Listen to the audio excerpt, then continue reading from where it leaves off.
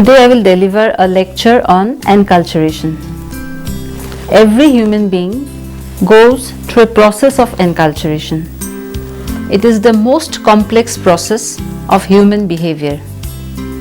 In the earliest years of an individual's life, it is largely a matter of conditioning to fundamentals, that is, habits of eating, sleeping, speaking, personal cleanliness, etc.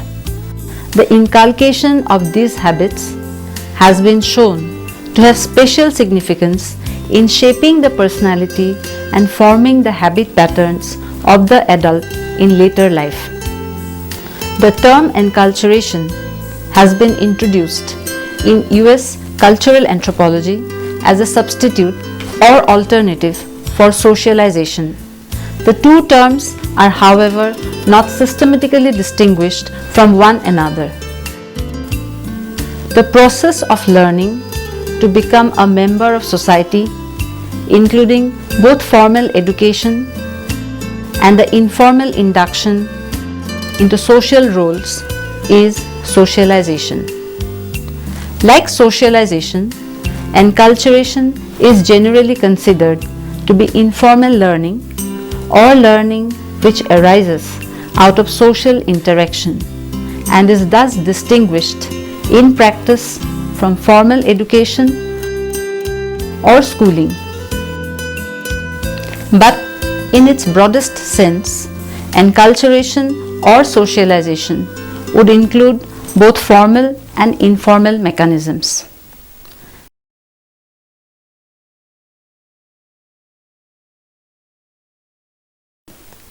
The first agents of enculturation in all societies are the members of the family into which a person is born. Initially, the newborn's mother is the most important member of this household. Thereafter, other household members come to play roles in the enculturation process.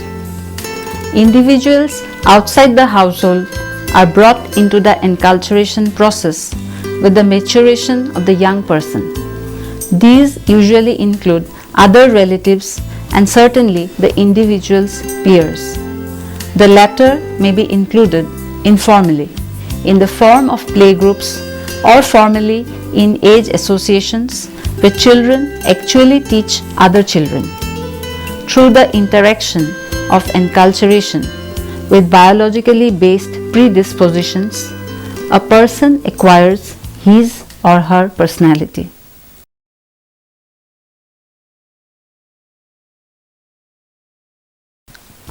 Personality refers to the fairly stable patterns of thought, feeling, and action associated with a specific person. Personality includes several components: the cognitive, emotional, and behavioral. The cognitive component of personality includes thought patterns, memory, belief, perception, and other intellectual capacities. The emotional component includes emotions such as love, hate, envy, jealousy, sympathy, anger, and pride. The behavioral component consists of the skills, aptitudes, competence, and other abilities that are developed throughout the course of a person's life. Thus, personalities are products of enculturation as experienced by individuals, each with his or her distinctive genetic makeup. Enculturation begins with the development of self-awareness, the ability to identify oneself as an individual creature, to reflect on oneself, and to evaluate oneself. It is self-awareness that permits one to assume responsibility for one's conduct, to learn how to react to others, and to assume a variety of roles in society. The attachment of positive values to one's self is an important aspect of self-awareness. In all cultures, personal names act as important devices for self-definition. A social group acknowledges a child's birthright only through naming and establishes its social identity.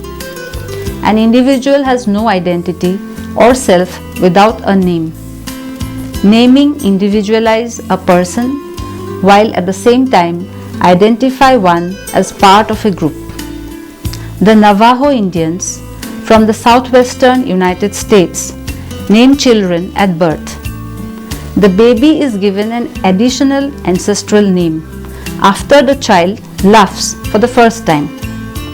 It is believed by them that the laugh represents an infant's first expression of human language. They even celebrate a first laugh ceremony and invite close friends and relatives. Thus, name-giving customs play a very important role in a person's life journey as a socially accepted member of a culture.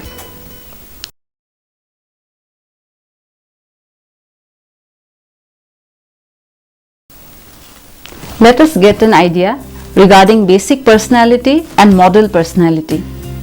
The primary institutions of a society, which include socialization practices and subsistence patterns, form the typical set of attitudes and orientations of its members, which is known as basic personality.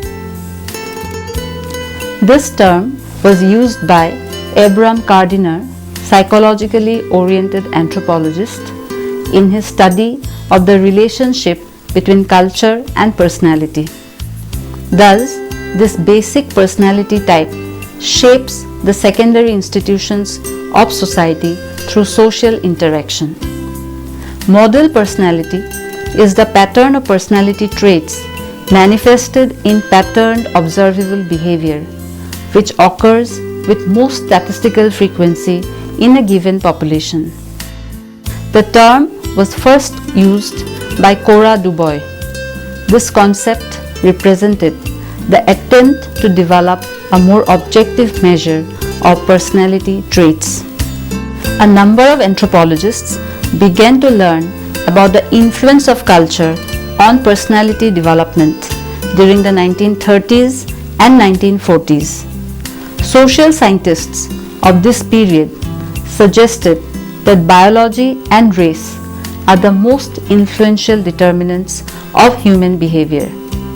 In the United States, cultural anthropologists began to challenge this view of biological or racial determinism through research on enculturation. Ruth Benedict and Margaret Mead, two women anthropologists, particularly became pioneers in early psychological anthropology. After studying processes like child rearing and enculturation, they put forward the idea that every culture is characterized by a dominant personality type. Let us take a look at some of their studies. Ruth Benedict analyzed the Plains and Pueblo Native American societies and applied the culture and personality theory. In her classic work, Patterns of Culture, in 1934, Benedict classified Pueblo societies as having an Apollonian culture. The cultural ethos of the Pueblos stressed gentleness, cooperation, harmony, tranquility, and peacefulness. According to Benedict, these values explain why members of Pueblo societies were moderate. Benedict, in contrast, characterized the Plains societies as Dionysian. She described that the values and ethos of the Plains groups were almost the direct opposite of those of the Pueblo. Indulgence in warfare and violence were the main features of the Plains Indians. Benedict's analysis included such groups as the Kwakiutl Native American people and the Dobu of Melanesia. Benedict's analysis showed that the culture of a particular society can be studied by studying the personality of its bearers. The patterning or configuration of a particular culture is reflected in an individual's personality. Margaret Mead also contributed significantly to the field of culture and personality. In addition to isolated, small-scale societies located in the Pacific Islands, Mead addressed issues that concerned United States society, particularly adolescence, child care, and relationships between males and females. Mead resided in Samoa for 9 months and interviewed 50 Samoan girls in 3 villages.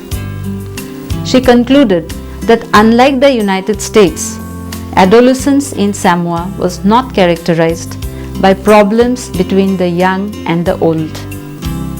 She attributed the difference between the two societies to different sets of values, which produced different cultural personalities. Mead, in her book Coming of Age in Samoa, argued that Samoan society emphasized group harmony and cooperation. According to Mead, these values resulted from Samoan child-rearing practices. Samoan children were raised in family units that included many adults.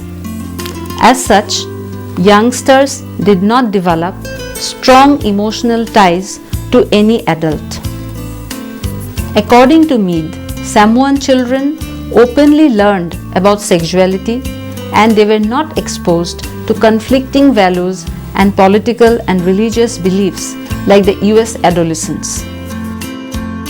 So Mead concluded that Samoan children experienced a much easier transition from adolescence into adulthood than their counterparts in the United States. The studies of Mead and Benedict stimulated a series of research regarding culture and personality and helped in understanding the enculturation process. However, they have been criticized for characterizing an entire society in terms of one dominant personality and for focusing entirely on the non-material aspects of culture. Sigmund Freud, the founder of psychoanalysis, viewed human behavior as a reflection of innate emotional factors. He tried to emphasize the importance of emotions in the development of an individual's personality. According to Freud, personality is made up of 3 sectors: the id, that is unconscious desires; ego, conscious part of personality; and superego, which means internalized values and norms of society. A number of psychological anthropologists to study human behavior used Freud's model of enculturation and personality development. Structuralist anthropology, which was developed by Levi-Strauss, focuses on the relationship between culture and thought processes. He hypothesized that the human mind is structured to produce underlying patterns of thinking that are universally based. Though enculturation plays a major role in producing personality, there are certain limitations. People are born with different innate tendencies and they respond to the environment in a variety of ways. All societies have people who differ with respect to temperament due to these innate tendencies. Enculturation cannot produce people who respond only to environmental or cultural pressures in a uniform manner. Enculturation is not a uniform process. Enculturation experiences are blended and synthesized in unique ways by individuals. Young people behave differently from their parents, even in most isolated small-scale societies. People in any society are always confronted with contradictory norms and society is always changing. This affects the process of enculturation.